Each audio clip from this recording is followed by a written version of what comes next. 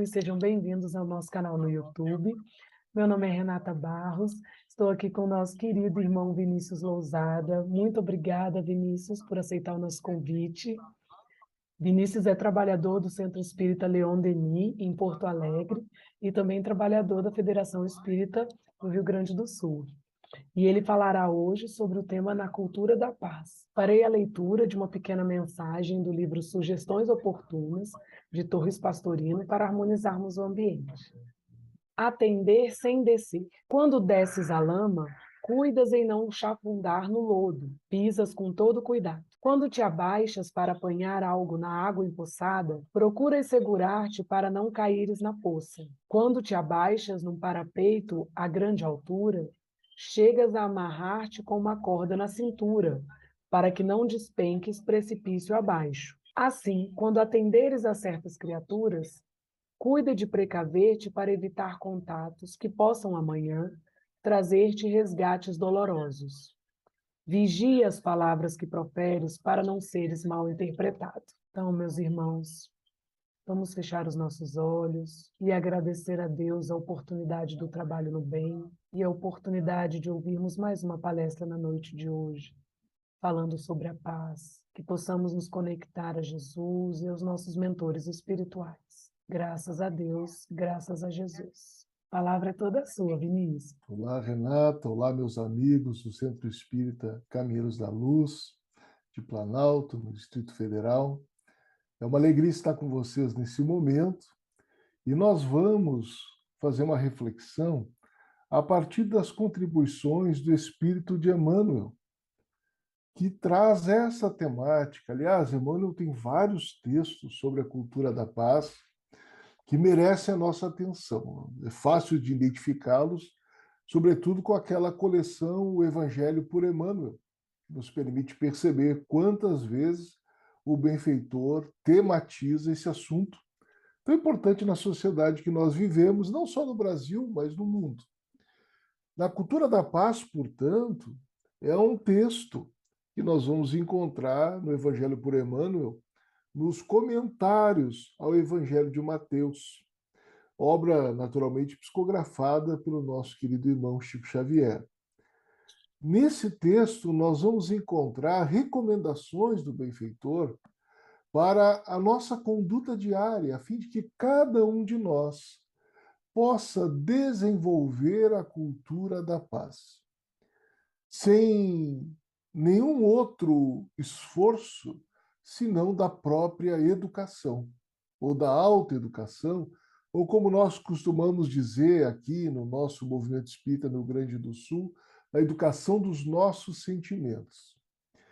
Então, o texto começa nos lembrando uma recomendação de nosso Senhor Jesus Cristo, lá no Sermão do Monte. Bem-aventurados os pacificadores, porque eles serão chamados filhos de Deus. Quer dizer, felizes aqueles que trabalham pela paz, seriam identificados como filhos de Deus. E quando nós vamos buscar em algum dicionário bíblico essa ideia, o que quer dizer filhos de Deus, a referência nos leva, dos estudiosos sobre o tema, a ideia de que se trata do indivíduo mais identificado com o Pai Celeste a partir do que se chamaria novo nascimento, ou da própria conversão ao Evangelho e à lei de Deus.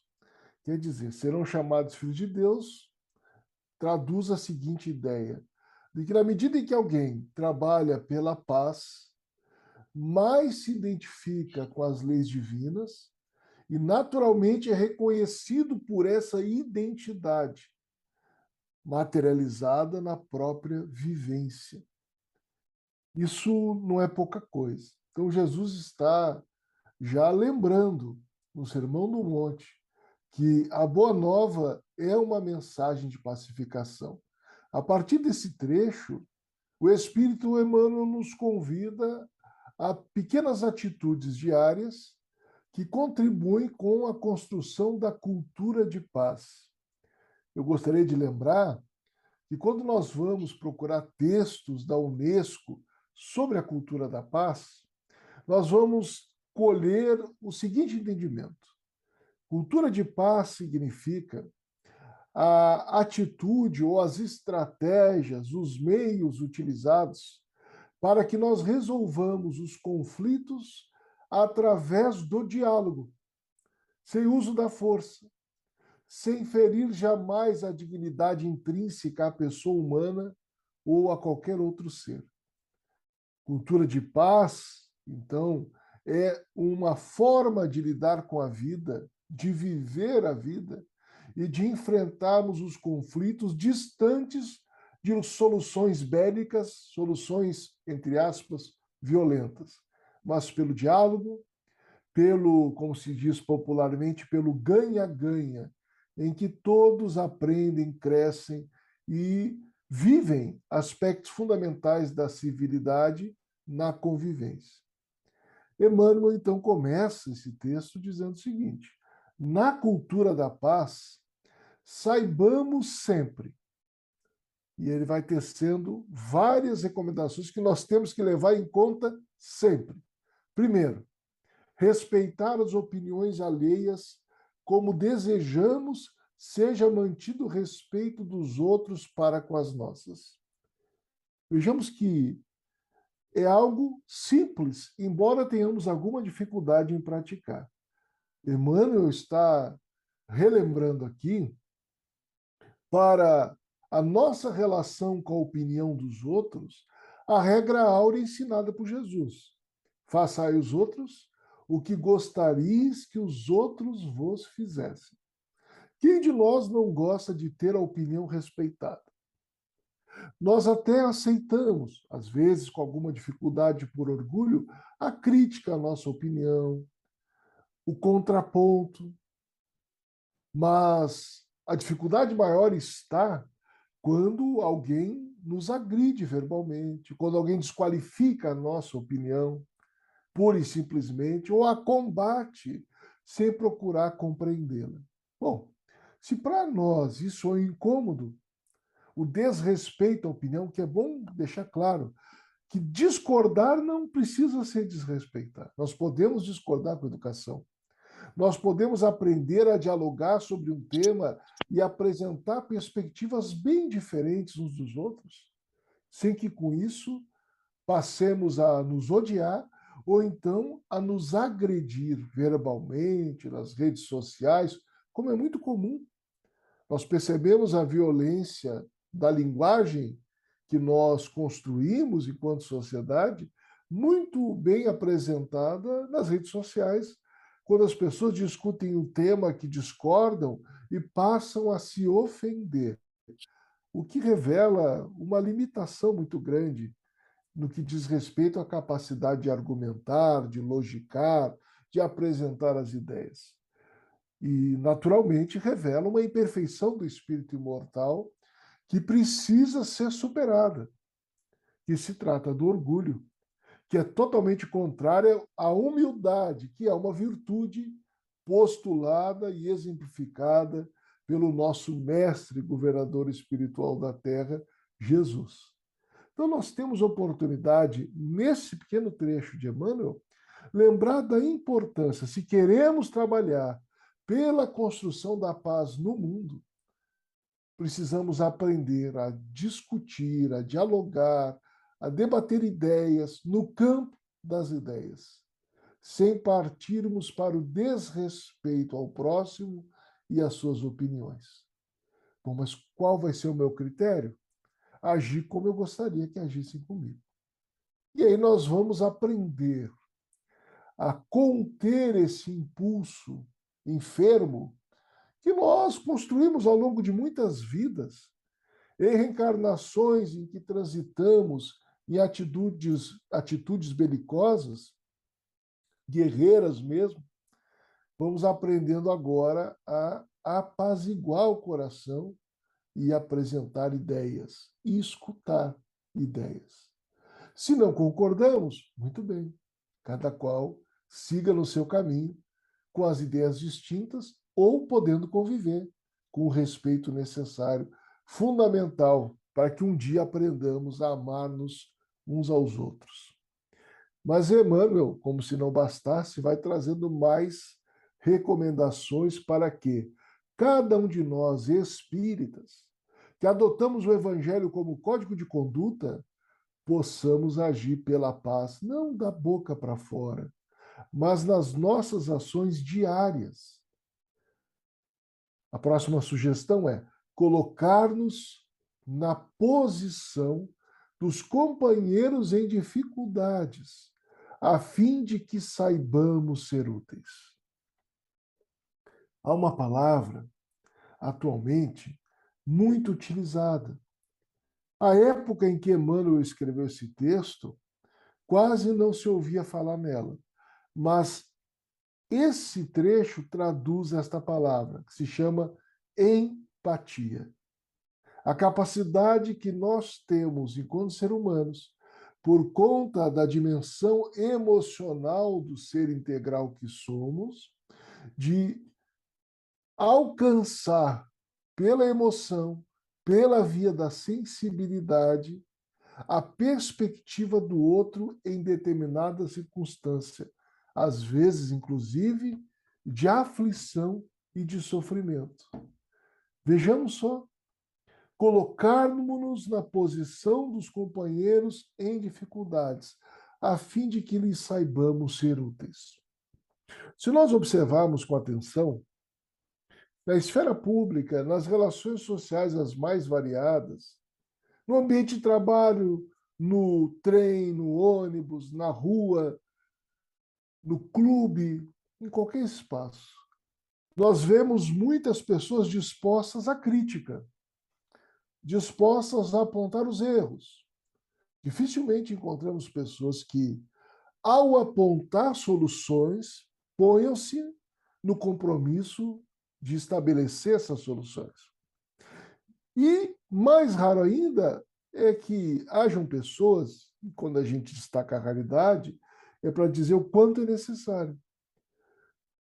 Mas se torna escasso pessoas que empatizem com a condição do outro, que sintam nas fibras da alma a circunstância de aflição que o próximo enfrenta.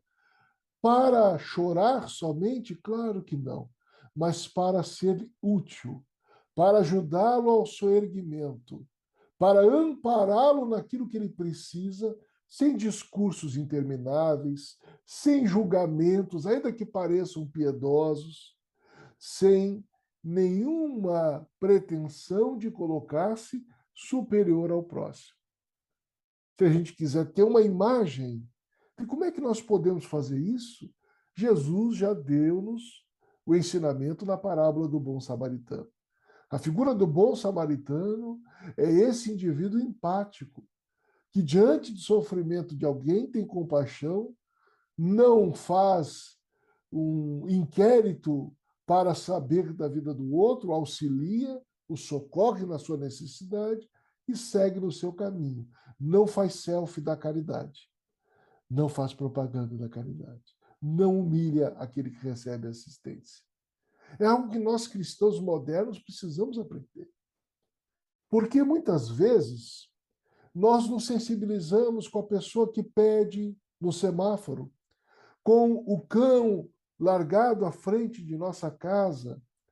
Há situações que são até clichês de uma sociedade egoísta como a nossa, e é muito bom que nos sensibilizemos, quer dizer que ainda não adoecemos na totalidade.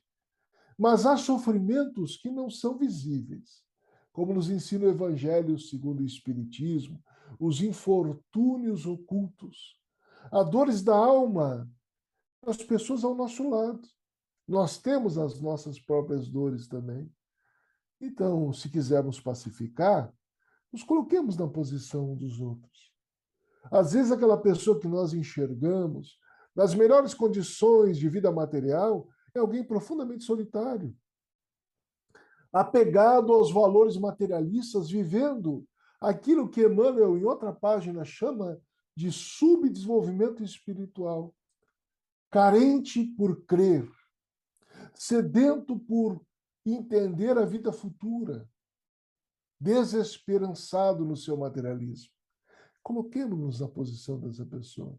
e achemos caminhos, meios de auxiliar.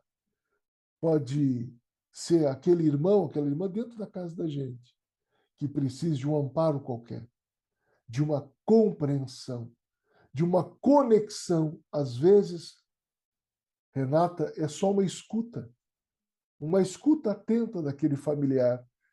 Nos permite nos colocarmos na posição dele e auxiliá-lo pela escuta, em que ele desabafa, e desabafando ele alivia o drama. Às vezes é só mandar uma mensagem de otimismo, outras vezes é só dizer: pode contar comigo, eu estou aqui. Então coloquemo-nos na posição de quem sofre, para acharmos caminhos de tornarmos-nos úteis, até porque nós não reencarnamos na Terra para estar a passeio. Nós estamos em trabalho reeducativo e precisamos aprender a servir, porque sem aprender a servir, de pouco servirá a nossa reencarnação, já que a finalidade da vida é avançarmos na senda do progresso naquelas duas asas, inteligência e amor, ou sabedoria, né? E o conhecimento intelectual. Muito bem. Que mais Emmanuel nos traz? Calar referências impróprias ou destrutivas. O Emmanuel não é fácil, não é? Como educador, ele é exigente. Calar referências impróprias ou destrutivas. Aquela crítica azeda, aquele comentário infeliz que diminui alguém, a fofoca, que eu costumo dizer que espírita não faz fofoca, espírita só faz um comentário. O curioso é que é na ausência do comentado, ou do objeto do comentário. Ou seja, não é um feedback, não é algo construtivo. Isso é um vício. A maledicência é um vício, que nós encaramos pessoalmente como, inclusive, uma forma de violência.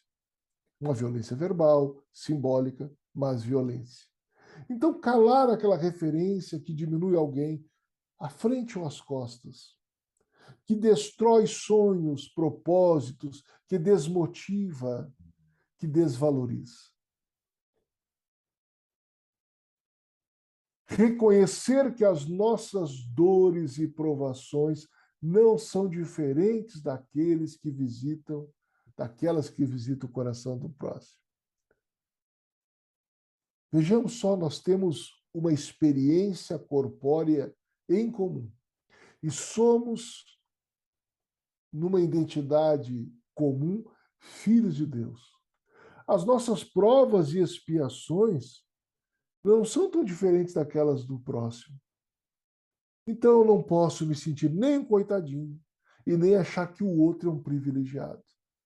Se eu considerar que todos estamos no mesmo barco, em lutas redentoras, lidando com o resultado do nosso plantio de outras vidas e enfrentando provas tendo em vista o nosso avanço espiritual, eu começo a me relacionar melhor, eu me torno mais compreensivo comigo e com os outros. O benfeitor ainda vai dizer: consagrar-nos ao cumprimento das próprias obrigações. É óbvio, não há consciência tranquila sem o cumprimento do dever. Isso é o que nós aprendemos, inclusive, na visão que os espíritos têm em O Livro dos Espíritos da felicidade. Felicidade, do ponto de vista moral, é a consciência tranquila pelo cumprimento do dever. Se eu quiser ter paz interior e, portanto, a partir daí ofertá-la ao mundo, eu preciso cumprir o meu dever.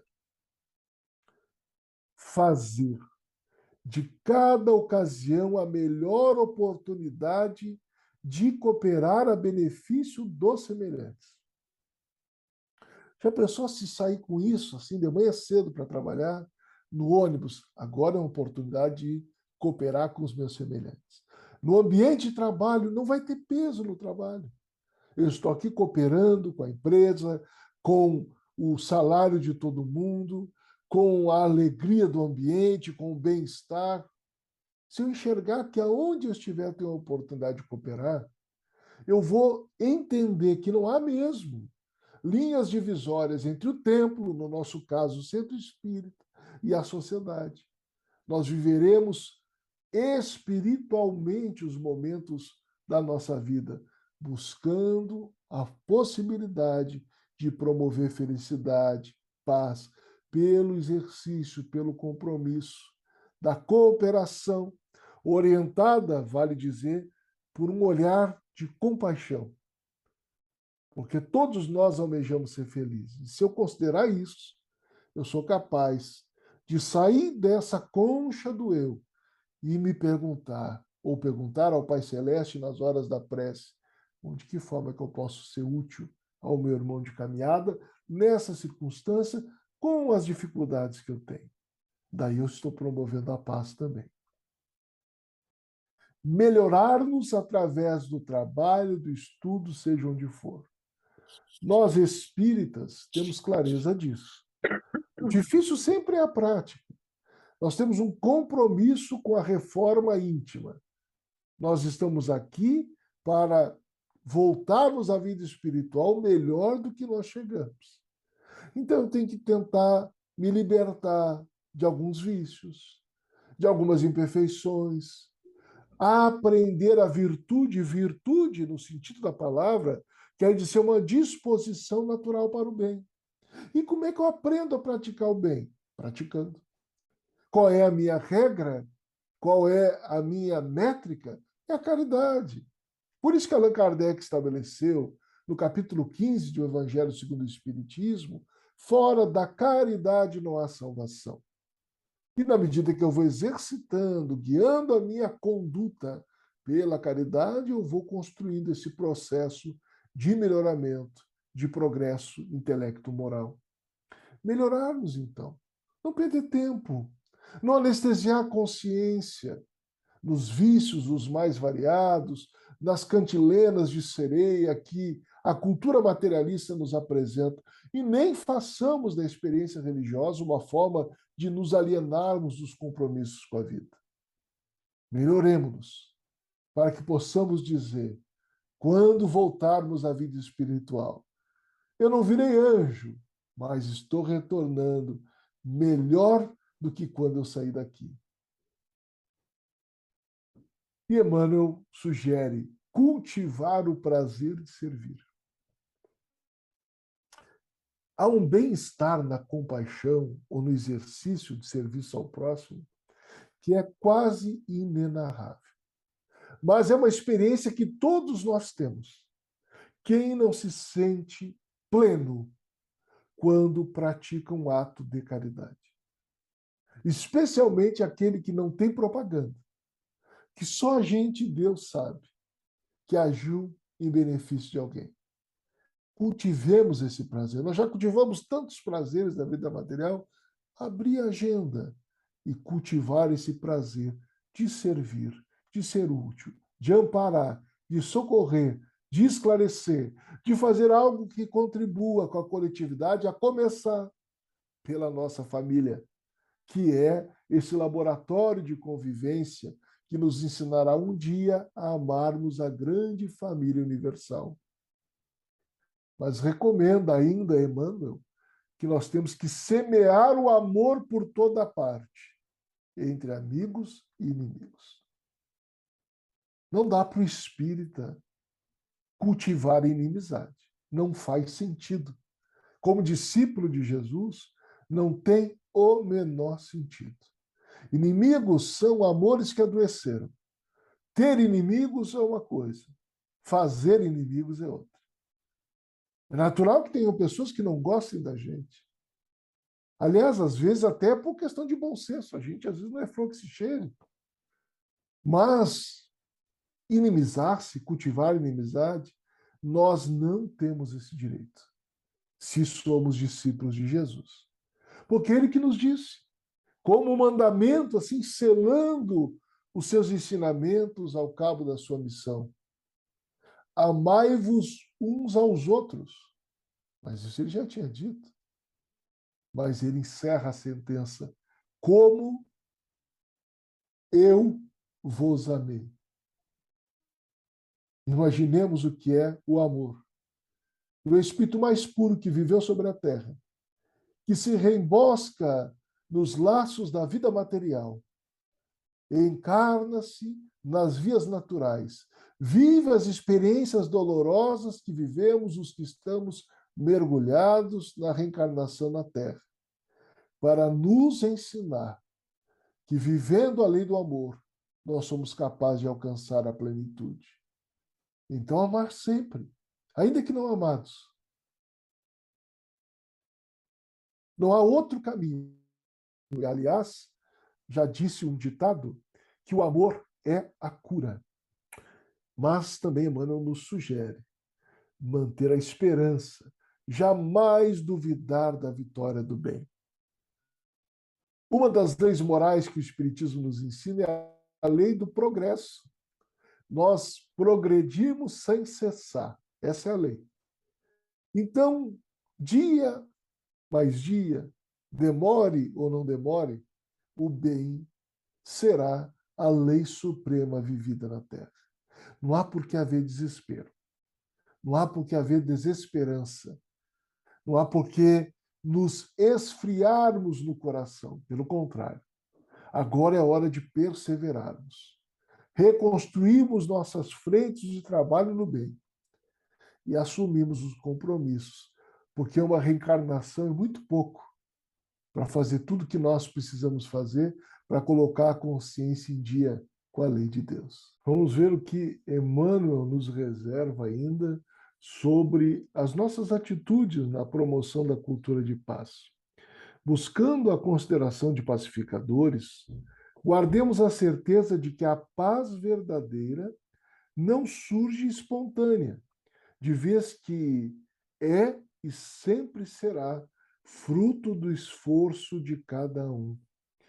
Vejamos, meus amigos, que há quem imagine que paz seja ausência de conflito, que paz seja viver uma vida sem problemas ou dificuldades. Naturalmente, essa é uma visão por demais ingênua, que não se coaduna com a leitura espírita ou reencarnacionista sobre a nossa evolução e a nossa vivência na Terra. Os conflitos são naturais aonde hajam seres humanos, porque nós vamos ter sempre perspectivas distintas. Nós somos seres imortais, oriundos de trajetórias multimilenares, e cada qual com as suas experiências específicas. Natural que tenhamos pontos de vistas diferentes. Já disse alguém que um ponto de vista é a vista de um ponto. Allan Kardec estuda o tema do ponto de vista em O Evangelho segundo o Espiritismo. E nós vamos ver, por exemplo, que o ponto de vista da vida futura nos faz enxergar os problemas do mundo numa importância menor. Que somos capazes de ler nossas expiações e provas como oportunidades redentoras. E quem olha a vida somente do ponto de vista material, vê como um terrível mal determinado desafio, que, à luz da reencarnação, é uma pequena etapa na grande jornada do espírito imortal. Então, o Espiritismo nos ajuda a ter um ponto de vista otimista, mas realista também, atentando para as nossas necessidades educativas, os conflitos, os desafios da convivência, o convívio com companheiros difíceis e violentos e outros até habituados ao ódio, é uma oportunidade que nós temos de renovação moral, de reeducação de outros companheiros, a partir especialmente do próprio exemplo, da própria conduta. Então, a paz verdadeira, ela não nasce assim, do nada. Ela não é uma janela de pop-up que abre assim na tela do computador. É justamente um processo de reeducação que começa pela paz interior, que nós já mencionamos aqui. Paz interior é resultado da prática do bem, do cumprimento do dever, de uma consciência tranquila de quem naturalmente se esforça por dar à vida e ao seu semelhante o seu melhor. Mas isso pede trabalho constante, exige renúncia pessoal, alto burilo na superação daquele sentimento que, segundo os espíritos, é o vício mais radical, o egoísmo. E, por consequência, o seu filho dileto, o orgulho. E aí nós vamos perceber que a cada dia que passa, buscando a construção da paz, no cultivo da paz, nós estaremos alcançando as nossas metas superiores, o nosso programa reencarnatório, que é de, na Terra, produzirmos a paz essencialmente pela prática do bem, pelas atitudes renovadas, que vão revelar efetivamente se somos espíritas, se somos cristãos, a nossa identidade com o Mestre, a nossa condição de filhos de Deus, daqueles que aceitaram a Boa Nova e na Boa Nova se renovaram, agindo coerentemente com as leis morais da vida, que nos recomendam sempre o amor, o progresso e a paz. Agradeço, Renata, a oportunidade abençoada. Deixo o nosso abraço aos queridos amigos, caminheiros da luz. Que Jesus nos abençoe e nos mantenha sob a sua paz. Que assim seja, Vinícius. Muito obrigada, linda mensagem, lindo estudo. Realmente é um trabalho diário, né? Para mantermos a nossa paz, temos que realmente trabalhar no bem, burilar aí as nossas imperfeições, né? E é pela força do hábito. Então, e o hábito se constrói diariamente, né? Que possamos encontrar essa paz. Você poderia fazer a nossa oração final, por favor? Posso fazer. Vou pedir a licença para fazer da minha prece uma prece de Maria Dolores, psicografada pelo Chico, pode ser? Pode. Ela está no livro Antologia da Espiritualidade, intitulada Gratidão pelos Amigos. Então, meus amigos, vamos orar nesse momento, buscar a nossa intimidade com Deus e com Maria Dolores refletir. Agradeço, meu Deus, em minha prece enternecida, as almas boas que me deste a vida no campo da afeição. Agradeço os amigos que me emprestas, que me toleram falhas e defeitos, e equilibram-me os passos imperfeitos, dando-me paz e luz ao coração. Agradeço-te, ó Pai, a sensação confortadora e amena, com que a palavra deles me acerena em meus dias de dor. E o silêncio que fazem para as lutas, de que preciso para burilar-me, enxugando-me o pranto sem alarme, pela bênção do amor. Agradeço o socorro que me trazem, mostrando desapego nobre e raro, para que eu seja apoio ao desamparo, esperança de alguém. E a caridade com que me estimulam a ser trabalho, bênção, alegria, aprendendo a viver dia por dia nos domínios do bem. Por toda a santa generosidade, da estima doce e pura, de quantos me recebem sem censura, ternos amigos, meu Deus. Eis-me ao sol da oração, para dizer-te, ó Pai do infinito universo, na singela pobreza do meu verso, obrigada, meu Deus. Muita paz, meus irmãos. Que assim seja. Muito obrigada, Vinícius, mais uma vez por aceitar o nosso convite. Eu que agradeço. Muito obrigado. Obrigada. E obrigada a todos pela presença na noite de hoje e até a próxima. Muita paz.